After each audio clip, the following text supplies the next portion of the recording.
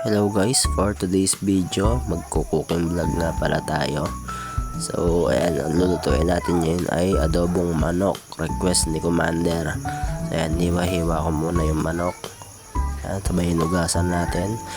Hiwa tayo ng bawang. Sunod sibuyas.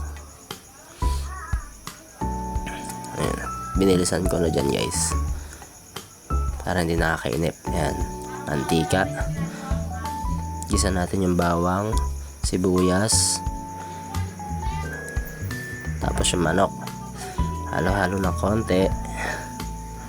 Lagyan ng magic sarap, paminta. Ayan, halo-haloin ng konti. Ayan natin siyang magisa at lumabas yung katas.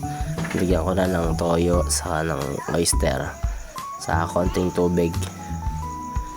Takpan natin hanggang kumulo. Ayan, lagyan ko na rin ng konting asukal, pampabalance ng lasa. So yun, kumukulo na, malapit na maluto, malapot na yung sabaw.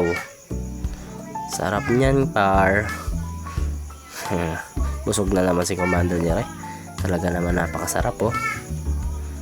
Yun oh, lapot ng sauce oh. So yun lang.